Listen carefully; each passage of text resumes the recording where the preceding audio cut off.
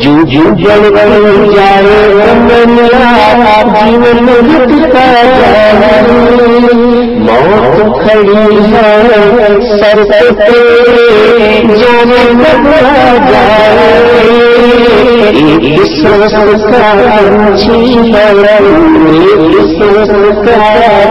پنچھی ہے مجھے سمجھائے پیچھے پیچھے پیچھے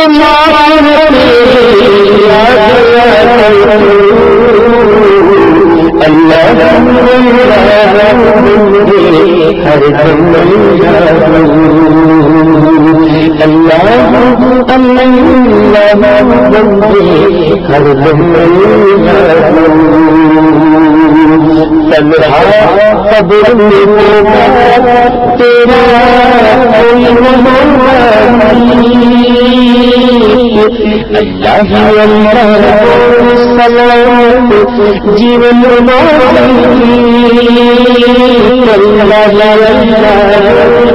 سلام جیون ڈھلتا سورج روز سنائے تجھے نیند سے اے غافل کیسے نیند سے پیچھے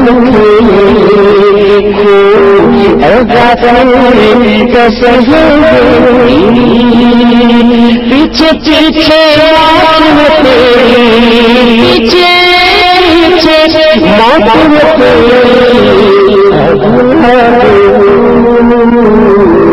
اللہ اللہ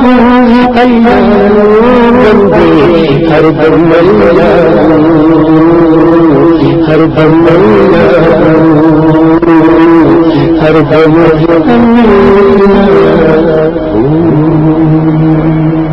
سبحان اللہ. شامل کرتے ہیں جناب ایک اور کالر کو.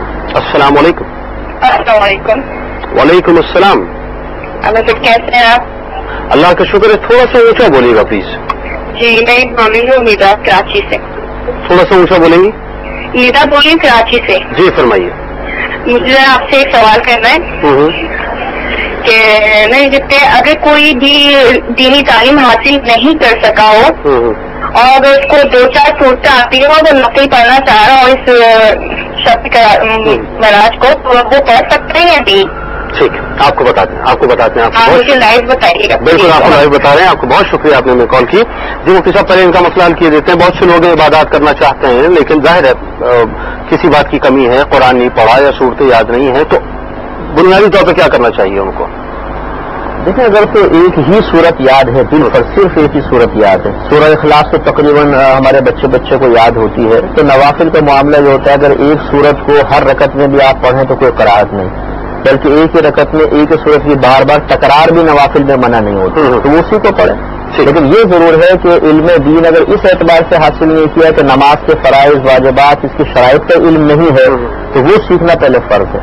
ہمیشہ عبادت کے اختیار سے پہلے اس کا علم سیکھنا لازم ہوتا ہے, کیونکہ عبادت کی صحت موقوف ہوتی ہے اس کے علم پر اور علم کے مطابق پھر عمل پر. تو اس لیے بہن سے گزارش یہ ہے کہ اگر تو آپ کو نماز کے فرائض واجبات سب آتے ہیں تو پھر آپ بالکل جو چھوٹا نہ کریں کہ ایک آدھ صورت اگر یاد ہو اسی کو آپ پڑھیے, اللہ تعالیٰ بالکل آپ کی نماز کو انشاءاللہ قبول فرمائے گا. اور اگر آپ کا کہنے کا مطلب یہ ہے کہ آپ کو نماز نہیں آتی ہے, اس کے مسائل معلوم نہیں ہے, تو کوشش یہ کریں کہ پہلے وہ مسائل سیکھیں اور اس کے بعد آپ نفلی عبادات کثرت سے کریں, یہ آپ کے لیے زیادہ نہ. اچھا صحیح صاحب, یہ بات بھی ظاہر ہے چونکہ گفتگو ہوئی تو ثابت ہوتی ہے کہ زندگی اور موت کے معاملات بھی اس رات میں لکھ لیے جاتے ہیں. دیکھیے حضرت عبداللہ بن عباس رضی اللہ تعالیٰ عنہ اور عنہ کے کئی تلامذہ ہیں جن میں ایک مشہور آپ کے شاگرد حضرت اکرمہ ہیں رضی اللہ تعالیٰ عنہ وارضاہ اور مشہور تابعین میں سے ہیں، اور اہل تفسیر میں آپ کو جو تفاسیر مرتب کرنے والے ائمہ میں شمار کیا ہے. آپ نے اس روایت کو اگر لیا ہے تو یقیناً حضرت عبداللہ ابن عباسی سے لیا ہوگا. جامع البیان تفسیر ابن جریر جس طرح کہ بخاری شریف حدیث کی سب سے پہلی کتاب ہے، اسی طرح قرآن کی تفسیر کی سب سے پہلی تفسیر جس کو بڑے شان و شوکت سے قبول کیا جاتا ہے وہ تفسیر ابن جریر ہے. اس میں یہ روایت ثقہ روایت کے ساتھ موجود ہے کہ شب برات وہ شب ہے کہ جس دن جو اشخاص جو افراد جن کی موت اس سال ہونی ہے، جن کو رزق جتنا دیا جانا ہے، جن کے حسن جمال، جن کے شعبہ زندگی کے تمام طریقے جو اس سال میں ان کے ساتھ ہونے ہیں وہ اس سال مرتب کر لیے، اس شب مرتب کر لیے جاتے ہیں اور لیلۃ القدر کو فرشتوں کے حوالے کر دیا جاتا ہے. طے ہوا کہ جو شخص اس وقت بے خوابی کے عالم میں یا یوں کہہ لیجیے غفلت کے عالم میں بازار کے اندر گھوم رہا ہے اور اپنا نیا لباس خریدنا چاہتا ہے، اسے نہیں معلوم، اس بات کا ادراک نہیں ہے کہ اس کا کفن جو ہے وہ تیار ہو چکا ہے. یعنی جو شخص اپنا محل اس وقت تعمیر کرنے جا رہا ہے اسے اس بات کا ادراک نہیں ہے کہ وہ اندھیری گور اس کے لیے تیار کھڑی ہے. اس پہ کلام کرتے ہیں، ایک کالوں کو شامل کریں گے. السلام علیکم. السلام علیکم. ہلو. خیال شاید یہ کال ڈراپ ہو گئی. تو اب میں جو سمجھنا چاہتا ہوں بات بنیادی طور پر مفتی صاحب کہ جب موت کا ویسے تو ظاہر ہے ایک وقت اللہ تبارک و تعالیٰ ہی بہتر جانتا ہے کہ کیا ہے، اور جب انسان کو اس بات کا ادراک نہیں ہے کہ میری موت کب آ جائے گی، اور آج رات بالخصوص اس کی موت کا جو تعین ہے وہ دوبارہ ہو جائے گا وقت کا کہ جی اسے موت آنی ہے اور اس وقت آنی ہے، اس دن آنی ہے، اس کے باوجود انسان غفلت میں ہے. تو یہ جو قبریں ہیں جس کے اندر ہم یہ نہیں کہہ سکتے کہ اندر کون سی قبر ایسی ہے جو جنت کے باغوں میں سے ایک باغ بنی ہوئی ہے یا جہنم کے گڑھوں میں سے ایک گڑھا بنی ہوئی ہے. انسان اس غفلت سے نکلے اور اس قبر کی تیاری کرے. ہم بنیادی طور پر صرف اتنا سمجھنا چاہتے ہیں کہ عذاب قبر سے بچنے کے لیے انسان کو کس طریقے کو اختیار کرنا چاہیے. دیکھیں، اللہ تبارک و تعالی اور اس کے رسول کریم صلی اللہ علیہ وسلم کی اطاعت عذاب قبر سے بچانے والی ہے. یہ بنیادی اصول ہر عوام کو اپنے ذہن میں رکھنا ہوگا. ہم لوگ اطاعت باری تعالی اور اطاعت رسول سے منہ موڑ کر شارٹ کٹ راستہ تلاش کرنے کی کوشش کرتے ہیں. کوئی ایسی چیز بتائیں عذاب قبر سے بچ جاؤں، جواب دے دیا جی سورہ ملک آپ رات کو روزانہ پڑھ لیں انشاءاللہ عذاب قبر سے محفوظ ہو جائیں گے. ہاں یہ روایت ہے، لیکن بالکل جو سمجھ لیجیے، بلا تفصیل میں عرض کر رہا ہوں لیکن مثال سے سمجھ میں آئے گا کہ جیسے ڈاکٹر یہ کہے کہ آپ یہ گولی کھا لیجیے انشاءاللہ آپ کو بخار اتر جائے گا، تو اسے کہنے کی ضرورت نہیں کہ آپ کو کلفی نہیں کھانی ہے اور ٹھنڈے پانی سے نہانا نہیں ہے. ابھی گولی کھانے کے بعد نل کے جن سے کھڑا ہو جاؤں، کلفیاں کھاؤ، بولی ڈاکٹر صاحب نے تو کہا تھا. تو سورہ ملک عذاب قبر سے اسی وقت بچائے گی جب دیگر تقاضے پورے کریں گے. بات جاری رکھتے ہیں مفتی صاحب، ایک کالوں کو شامل کرتے ہیں. السلام علیکم.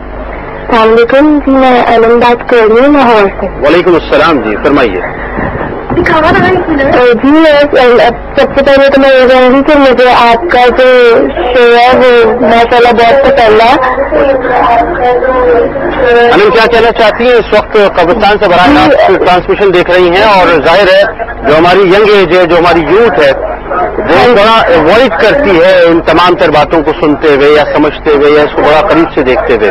کیسے دیکھتی ہیں ان باتوں کو؟ جی ماشاء اللہ مجھے آپ کا یہ جو آپ مفتی صاحب باتیں کر رہے ہیں بہت پسند ہے. ایسی بات نہیں ہے کہ سارے یوتھ ایک جیسے نہیں ہوتے ہیں، بہت زیادہ بچے ان باتوں میں انٹرسٹ بھی لیتے ہیں، لیکن آج کل کی جنریشن ذرا ان چیزوں کو اوائڈ بھی کرتی ہے. ہاں جی ٹھیک ہے، آپ کا بہت شکریہ، آپ نے ہمیں کال کی. جی مفتی صاحب کیا کہنا چاہ رہے تھے؟ مزید جو آپ کو ایک گفتگو کا تسلسل تھا کہ عذاب قبر سے بچنا، یہ تو ظاہر آپ نے ایک سیدھا اسٹریٹ وے بتا دیا کہ جی ہمیں محنت کرنی ہوگی اور اللہ اور اس کے رسول کی اطاعت کرنی ہوگی. اسٹریٹ وے پہ ہی چلیں گے تو کام ہوگا، تو کام ہوگا. لیکن سوال یہ ہے کہ ہمارے سامنے کترینا آ گیا، ہمارے سامنے اتنا بڑا زلزلہ پاکستان میں آ گیا، ہمارے سامنے سونامی آ گیا، پھر قرآن مجید میں اتنے سارے واقعات، اتنے عذاب کے قصے بھی موجود ہیں. انسان جتنی ترقی کر رہا ہے اتنا مادہ پرست ہوتا چلا جا رہا ہے. وہ سوال پھر وہیں پہ آ کے کھڑا ہو جاتا ہے کہ ہمارے یہاں عمومی طور پہ جو ایک اجتماعی طور پہ تبدیلی آنی چاہیے مزاج میں، وہ کیوں کرنی ہے؟ دیکھیں میرا جواب پھر وہی ہوگا کہ جب تک قرآن پاک ایک دفعہ ختم کرنے والی کتاب نہیں ہے، حدیث ایک دفعہ پڑھ کر چھوڑ دینے والی کتاب نہیں ہے. یعنی آپ کا کہنے سے مراد میں بات کر رہا ہوں علمیت تو یہ ہے کہ آپ عوام کا سروے کر لیجئے، 1,00,000 مسلمانوں کو کھڑا کریں، ان سے پوچھیے کہ آپ نے پوری زندگی میں پورے قرآن کو تفسیر ہٹا کر صرف ترجمے کے ساتھ بھی کبھی ختم کیا ہے کہ نہیں کیا؟ اور حدیث کی کون سی کتاب آپ نے پڑھی ہے؟ ترجمہ قرآن پھر بھی تھوڑا بہت کبھی نہ کبھی آدمی پڑھ لیتا ہے. حدیث کی کتابوں پہ تو لوگوں کی توجہ ہی نہیں ہے.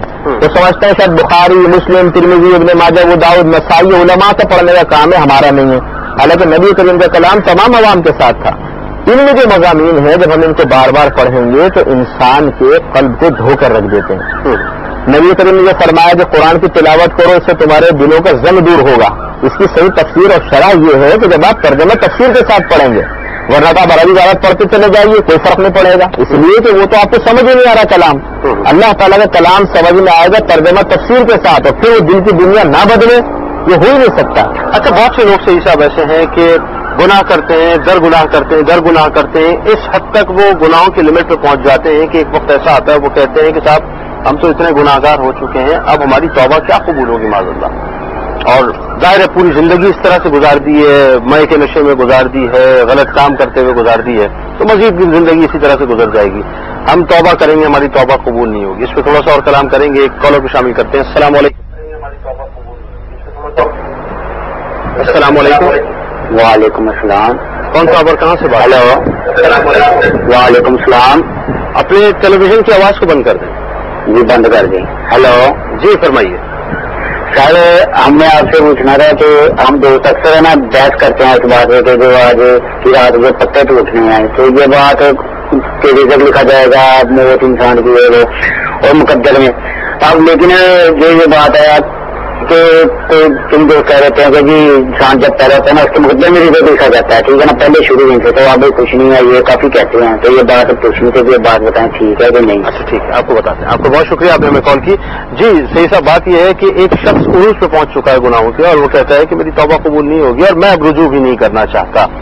تو یہ سوچ صحیح ہے اس کی، یا توبہ کرنے کے لیے کچھ لمیٹیشنز موجود ہیں، ٹائم فریم موجود ہے؟